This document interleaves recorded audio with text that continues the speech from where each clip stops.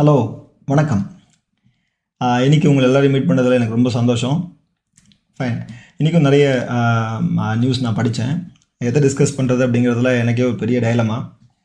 ஆனால் இப்போ என் மைண்டில் இருக்கிறது வந்து நான் வந்து இப்போது இன்றைக்கி ஒரு news piece on constitution, vice பிரசிடெண்ட்டோட remarks on supreme court's verdict, இதை நான் இன்றைக்கி படித்தேன்.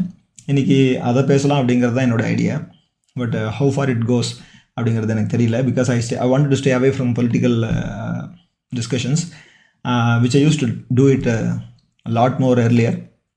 But in the present news on the Vice President's remarks on the Supreme Court's verdict, which happened in the second week of April, இது வந்து leads to a wonderful case study for students of Constitution and common man. அவங்க common man வந்து எப்பயுமே election ப்ராசஸில் take part பண்ணுறாங்க இல்லையா? So அவங்களுக்கும் இது ரொம்ப பெரிய ஒரு கேஸ் ஸ்டடி, ஒரு லெசன். அதனால் இதை பற்றி டிஸ்கஸ் பண்ணலாம் அப்படிங்கிறது என்னுடைய opinion. Fine. Day before yesterday, April 17th, நம்ம வைஸ் பிரசிடெண்ட் ஜக்தீப் தங்கர் வந்து வாஸ் அட்ரஸிங் ராஜ்யசபா இன்டர்ன்ஸ். அப்போது Jagdeep Dhankar was actually very critical and was upset on Supreme Court's verdict. Okay, on April 8th, Supreme Court gave a verdict on April 8th on Tamil Nadu governor's role. In the verdict மேலே Jagdeep Dhankar, our vice president, was little upset. இதுதான் வந்து Rajya Sabha interns அவர் meet பண்ணுற அந்த மீட்டிங்கில் அவர் பேசியிருக்கார். அப்படி என்ன verdict தப்பாக சொல்லிட்டாங்க அப்படின்னு பார்த்தீங்கன்னா, ரொம்ப பெரிய கான்ஸ்டியூஷனில் ஒரு பெரிய சேஞ்சே supreme court verdict has recommended. அப்படி என்ன அப்படின்னு கேட்டிங்கன்னா, the verdict has stipulated time for governor and also the president to give assent to the bill passed by the state legislatures. இப்போ தமிழ்நாடு ஸ்டேட்டில் அசம்பிளி வந்து ஒரு 10 பில்லை வந்து கவர்னருக்கு அப்ரூவலுக்காக அனுப்பிச்சாங்க. பில்லை கவர்னர் அப்ரூவல் பண்ணால் தான் அது லாவாக மாறும். சரிங்களா? இந்த பில் வந்து concerned about education, law, agriculture, இந்த மாதிரி பல தரப்பட்ட ஏரியாஸை கவர்ன் பண்ணுற ஒரு 10 டிஃப்ரெண்ட் பில்ஸை ப்ளஸ் ப்ரீவியஸ் கவர்மெண்ட், தமிழ்நாடு கவர்மெண்ட்டோட 2 பில், மொத்தமாக 12 பில்லை ஜான்வரி 2020 கவர்னரோட ஆஃபீஸில் அசென்ட் கொடுக்காமல் அப்படியே இருக்குது. இந்த பில்லுக்கு வந்து அசென்ட் கொடுக்கல இல்லையா? அதனால் Tamil Nadu government filed writ petition to the supreme court. அந்த ரிட் பெட்டிஷனுக்கு தீர்ப்பு தான் April 8th, 2025 அன்றைக்கி வந்திருக்கு. இப்போ கவர்னருக்கு பில்லை பாஸ் பண்ணோடனே கவர்னர் எப்போ சைன் பண்ணணும், அதுக்கு அப்ரூவல் கொடுக்கணும் அப்படிங்கிறதுக்கு டைம் லிமிட் வந்து ஒரிஜினலாக கான்ஸ்டியூஷனில் சொல்லப்படலை. ஏன்னா அந்த கவர்னர் பதவிக்கே உரிய மாண்பு இருக்கு இல்லையா? அதை வந்து அவர் டிசைட் பண்ணட்டும் அப்படிங்கிற மாதிரி original writers of the constitution decide பண்ணியிருந்திருக்கலாம். அதனால் அவங்க டைம் தரல. இப்போது என்ன ஆயிடுச்சுன்னா, இந்த வெர்டிக்ட் பிரகாரம் டைம் சொல்லிட்டாங்க, டைம் லைன் சொல்லியிருக்காங்க. இதுதான் வைஸ் பிரசிடெண்ட்டுக்கு கொஞ்சம் அப்செட் ஆகிருக்கு. அவர் என்ன சொல்கிறார் அப்படின்னா, எப்படி சுப்ரீம் கோர்ட் வந்து சூப்பர் பார்லிமெண்ட் மாதிரி நடக்க முடியும் அப்படின்னு சொல்லியிருக்காரு. ஆக்சுவலி அவர் கவர்னருக்கு டைம் கொடுத்ததை பற்றி டைரெக்டாக மென்ஷன் பண்ணலை. பிரசிடெண்ட்டுக்கு இன்டெரக்டாக அங்கே ஒரு டைம் லைன் செட் பண்ணியிருக்காங்க சுப்ரீம் கோர்ட்.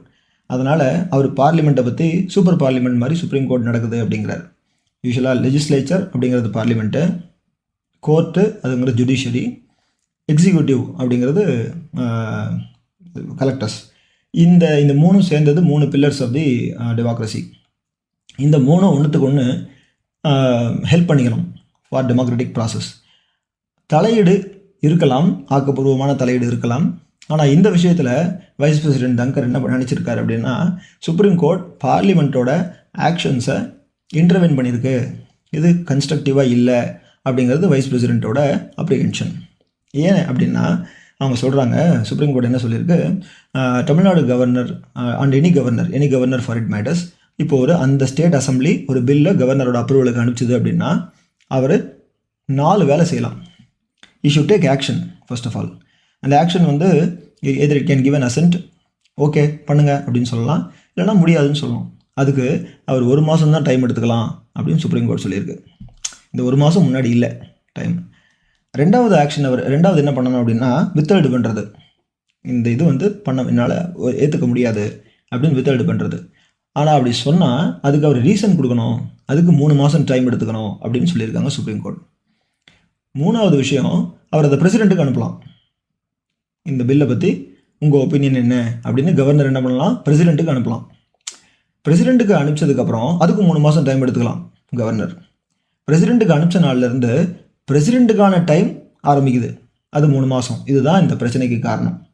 அவர் பிரசிடெண்ட்டுக்கு டைம்லைன் எப்படி நீங்கள் செட் பண்ணலாம் அப்படின்னு சொல்லியிருக்காரு. வைஸ் பிரசிடெண்ட்டுங்கிறதுனால கவர்னருக்கு எப்படி நீங்கள் டைம்லைன் செட் பண்ணலாம்னு அவர் சொல்கிறத அவருடைய பொசிஷன் வந்து அவாய்ட் பண்ண சொல்லியிருந்திருக்கோம். அதனால் அவர் பிரசிடெண்ட்டு கூட மட்டும் அவருடைய டிஸ்கஷனை வச்சுருக்காரு. ஃபைன்.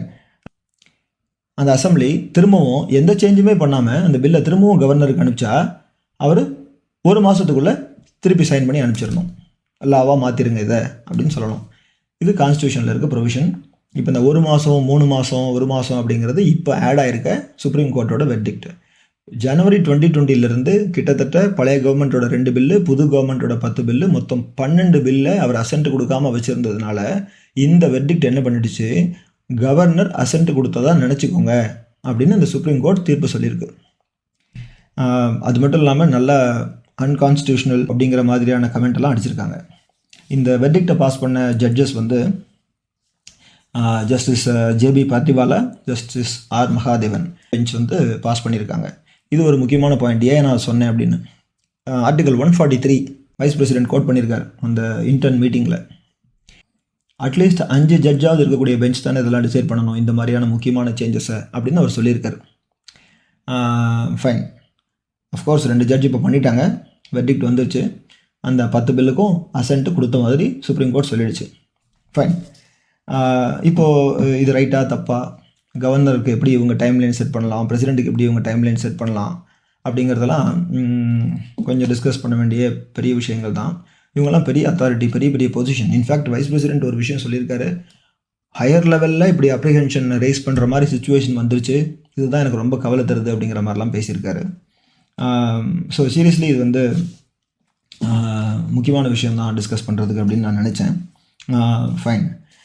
இப்போ இந்த விஷயத்தில் I have something to add on. இந்த கவர்னருக்கு உரிய இந்த ஸ்டிப்புலேஷன்ஸ்லாம் ஆர்டிகல் 200 இருக்குது. இதே மாதிரி எப்படி கவர்னர் ஸ்டேட் அசம்பிளிக்கோ அதே மாதிரி பிரசிடெண்ட் யூனியன் கவர்மெண்ட்டுக்கு, யூனியன் கேபினெட்டுக்கு. பிரசிடெண்ட் டைரெக்டாக ஸ்டேட் அசம்பிளியில் இன்டர்வென் பண்ணலாமா அப்படின்னா அது அப்படி டைரெக்டாக இன்டர்வென் பண்ண முடியாது. இப்போ கவர்னர் அனுப்பிச்சார் இல்லையா பிரசிடெண்ட்டோட ரிவ்யூக்கு, அந்த மாதிரி நேரங்களில் பண்ணலாம். அப்புறம் ஆர்டிகல் 356 ரிசால்வ் பண்ணுறது கவர்மெண்ட்டை அப்படிங்கிறதுல பண்ணலாம். அப்புறம் ஆர்டிகல் 254 சென்ட்ரல் லாஸோட ஸ்டேட் லாஸ் வந்து கான்ஃப்ளிக்டாக இருக்குது அப்படின்னும் போது பிரசிடெண்ட் வந்து டைரெக்டாக ஸ்டேட் அசம்பிளியில் இன்டர்வென் பண்ணலாம். இப்போ பிரசிடெண்ட்டுக்கு இந்த 3 தவிர ஆர்டிகல் 356, ஆர்டிகல் 201, ஆர்டிகல் 254 தவிர பிரசிடெண்ட் டைரெக்டாக இன்டர்வென் பண்ண முடியாது.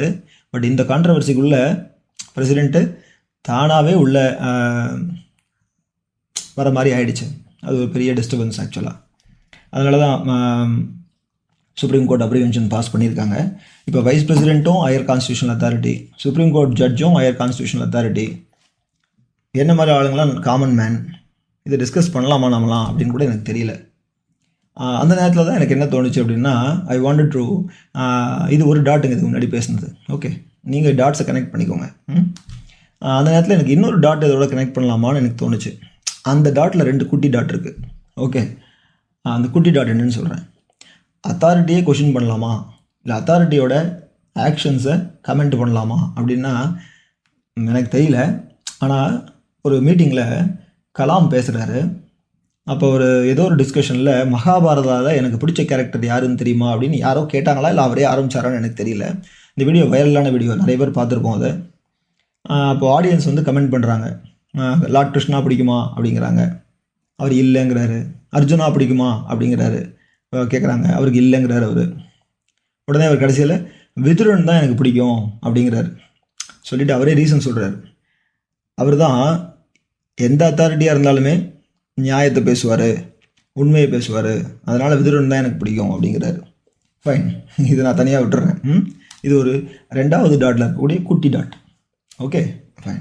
இப்போ நான் ஒரு விஷயத்துக்கு வரேன். நான் வைஸ் பிரசிடெண்ட்டோட அப்ளிகேஷனுக்கு இன்னொரு டாட்டை கனெக்ட் பண்ணுறதா உங்ககிட்ட விட்டேன் இல்லையா, அந்த டாட்டுக்கு இப்போ வரேன். இதே கலாம் ரெஃபரன்ஸ் தான் திரும்பவும். இந்தியாவுக்கு 2002லேருந்து 2007 வரைக்கும் கலாம் வந்து பிரசிடெண்ட்டாக இருந்தார். அப்போது 2005 பிப்ரவரியில் பீகாருக்கு அசம்பிளி எலெக்ஷன் நடந்தது. அந்த அசம்பிளி எலெக்ஷனில் எந்த பார்ட்டிக்குமே மெஜாரிட்டி கிடைக்கல. எந்த பார்ட்டியுமே இன்னொரு பார்ட்டியோட கோயலேஷன் ஃபார்ம் பண்ண ரெடியாக இல்லை. அசம்பிளி எலெக்ஷன் நடந்துருச்சு, ஆனால் கவர்மெண்ட் ஃபார்ம் ஆகலை. உடனே அப்போ கவர்னராக இருந்தவர் பூட்டா சிங் அவர் என்ன பண்ணிட்டாரு, பிரசிடெண்ட் கலாம் இல்லையா, அவருக்கு ரெக்கமெண்ட் பண்ணார், அசம்பிளியை டிசால்வ் பண்ணிடுங்க அப்படின்னு. பிரசிடெண்ட் வந்து டிசால்வ் பண்ணுற ஐடியா பிரசிடெண்ட்டுக்கு இல்லை அப்படின்னு ரிப்போர்ட்ஸ் வருது. அதை நான் எப்படின்னு சொல்கிறேன். ஆனால் கவர்னர் சொல்லியிருக்காரு. அப்போ காங்கிரஸ் கவர்மெண்ட், டாக்டர் மன்மோகன் சிங் பிரைம் மினிஸ்டர், பிரசிடெண்ட் வந்து at the advice of cabinet of ministers தான் நடந்துக்க முடியும். ஸோ பிரசிடெண்ட் சைன் போட்டுட்டார். பிரசிடெண்ட் ஆக்சுவலாக இப்போ இந்தியாவில் இல்லை, மாஸ்கோவில் அஃபிஷியல் விசிட்டில் இருந்திருக்கார். சைன் போட்டுட்டார். பீகார் கவர்மெண்ட் டிசால்வ் ஆகிடுச்சு. ஃப்ரெஷ் எலெக்ஷன்ஸ் கன்வீன் ஆகிடுச்சு. அக்டோபர் நவம்பரில் எலெக்ஷன்ஸ் நடந்துகிட்ருக்கு, ப்ரிப்பரேஷன்ஸ்லாம் நடந்துகிட்ருக்கு. 4 ஃபேஸில் நடந்ததுன்னு நினைக்கிறேன் எலெக்ஷன். அக்டோபர் மாதம் ஒருத்தர் கேஸ் போட்டார். எலெக்ஷன் நடந்து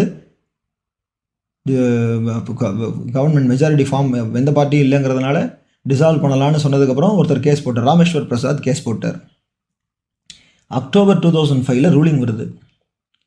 கவர்னரோட ஆக்ஷன்ஸ் மேலஃபைட், பிரசிடெண்ட்டு டிசால்வ் பண்ணது அன்கான்ஸ்டியூஷனல் அப்படின்னு ரூலிங் வந்துருச்சு. பிரசிடெண்ட் கலாமோட சிக்னேச்சர் கொஷினுக்கான ஆக்கப்பட்டுருச்சு. ஃபைன். அப்புறம் அக்டோபர் நவம்பரில் எலெக்ஷன் நடக்குது.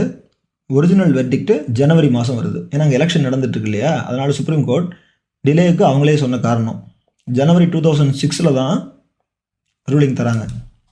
அக்டோபர்லேயே ஆனால் சொல்லியாச்சு, என்ன சொல்கிறாங்க, அன்கான்ஸ்டியூஷனல் அப்படின்னு சொல்லியாச்சு. ஆனால் விளக்கத்தை ஜனவரி 2006 தராங்க. அப்போ 2வது கவர்மெண்ட் ஃபார்ம் பண்ணியாச்சு. அக்டோபர் நவம்பரில் நடந்த எலெக்ஷனில் கவர்மெண்ட் ஃபார்ம் பண்ணியாச்சு. இந்த இடப்பட்ட காலத்தில் கோர்ட்டோட இந்த அன்கான்ஸ்டியூஷனல் பிரசிடெண்ட்டோட ஆக்ஷன்ஸ் வந்து சரியா இல்லை அப்படின்னு சொன்னது வந்து இட் இஸ் ரொம்ப பெரிய கிரிட்டிசிசம். கலாம் என்ன பண்ணியிருக்காரு, தன்னோட பதவியை ரிசைன் பண்ணுற லெவலுக்கு போயிருக்கார். இது எப்படி எனக்கு தெரியும்னு கேட்குறீங்களா? என்கிட்டலாம் அவர் சொல்ல, நானும் அவர்கிட்ட போய் பேசலை. 2002லேருந்து 2007 வரைக்கும் கலாம் பிரசிடெண்ட்டாக இருந்தப்போ கலாமுக்கு பர்சனல் செக்ரட்டரியாக இருந்தவர் பிஎம் நாயர். அவர் 2002 to 2007 கலாமோட பிரசிடென்ஷியல் இயர்ஸை பற்றி ஒரு புக் எழுதியிருக்கார். த கலாம் எஃபெக்ட், இந்த புக்குக்கு பேர் the Kalam effect my years with the president அப்படின்னு பிஎம் நாயர் எழுதின புக்கு. அதில் பிஎம் நாயர் கோட் பண்ணியிருக்கார். பிஎம் நாயர்கிட்ட போய் கலாம் சொன்னாராம், ஐ ஹவ் டிசைடட் சம்திங் அப்படின்னு பேக்கெட்டில் இருந்த ரெசிக்னேஷன் லெட்டரை காட்டிக்கிட்டு. இப்படி பிஎம் நாயர் எழுதியிருக்கார். பேக்கெட்டில் இருந்த ரெசிக்னேஷன் லெட்டரை காட்டிக்கிட்டு I have decided something Nair அப்படின்னு சொன்னாராம். அப்போது vice president Bhairon Singh Shekhawat, president Kalam. Bhairon Singh ஷெகாவத்துக்கு தன்னுடைய ரெசிக்னேஷனை எழுதின லெட்டரை காட்டி பிஎம் நாயர்கிட்ட கலாம் சொல்லியிருக்கார். அஃப்கோர்ஸ் இந்த விஷயம் கலாமோட இன்டெகிரிட்டியை காட்டுது. கலாமோட இப்படி செஞ்சால் தான் கலாம், இப்படி செய்யலைன்னா ஒரு கலாம் இல்லை இல்லையா? ஃபைன். சுப்ரீம் கோர்ட் தான் செஞ்சது தப்பாக ரைட்டான அவர் கலாம் சொல்ல வரல. பட் தன் ஆக்ஷன்ஸ் கொஷின் ஆகிடுச்சு அப்படின்னோடனே கலாம் எடுத்த டிசிஷன் இது. அஃப்கோர்ஸ் டாக்டர் மன்மோகன் சிங் இன்டர்வென் பண்ணார். பிரசிடெண்ட் கலாம் ரெசிக்னேஷன் தரல அப்படிங்கிறது அந்த புக்கில் இருக்குது. பிரசிடெண்ட் கலாம் ரெசிக்னேஷன் தரல, 2007 அவர் டென்யூரை முடிச்சாருங்கிறது எல்லாருக்கும் தெரியும். ஃபைன், அது வேறு. ஸோ இந்த டாட்டையும் நான் முன்னாடி சொன்ன டாட்டையும் வியூவர்ஸு நீங்களே கனெக்ட் பண்ணிக்கிட்டா நல்லாயிருக்கும்னு நான் நினைக்கிறேன். எனக்கு என்னுடைய ஒப்பீனியன் நான் சொல்ல இங்கே விருப்பப்படலை. பட் இந்த நியூஸ் பேஸ் இன்றைக்கி நான் படித்தேன், நேற்று படித்தேன். ஏப்ரல் 18 படித்தேன். ஏப்ரல் 17 வைஸ் பிரசிடெண்ட் வந்து ராஜ்யசபா இன்டர்ன்ஸை அட்ரஸ் பண்ணும்போது சுப்ரீம் கோர்ட் இப்படி பிரசிடெண்ட்டுக்கு ரெக்கமெண்டேஷன் தரலாமா, சஜஷன் தரலாமா, டைம்லைன் ஃபிக்ஸ் பண்ணலாமா அப்படின்னு கேட்டிருக்காரு. ஆர்டிகல் 142 படி சுப்ரீம் கோர்ட் வந்து இந்த மாதிரி விஷயத்தை ரூல் பண்ணியிருக்கு. ஃபைன். ஸோ இந்த விஷயத்தோட இது நல்ல கேஸ் ஸ்டடி கான்ஸ்டியூஷனை படிக்கிற ஸ்டூடெண்ட்ஸுக்கு, காமன் மேனுக்கு, அடுத்த எலெக்ஷன்ஸை ஃபேஸ் பண்ண போகிற ஓட்டர்ஸாக நமக்கு, பொலிட்டிக்கல் லீடர்ஸோட டெம்பரமெண்ட்டை புரிஞ்சுக்கிறதுக்கு, constitution supreme court's reach into the கான்ஸ்டியூஷனை தெரிஞ்சுக்கிறதுக்கு, லெஜிஸ்லேச்சர்ஸ் ரெஸ்பான்சிபிலிட்டியை தெரிஞ்சுக்கிறதுக்கு, இந்த மாதிரி பல ஆங்கிளில் இது ஒரு நல்ல ஃபென்டாஸ்டிக்கான ஒரு கேஸ் ஸ்டடியாக இருக்கும் அப்படின்னு நான் நினைக்கிறேன். நெக்ஸ்ட் மீட் பண்ணலாம்.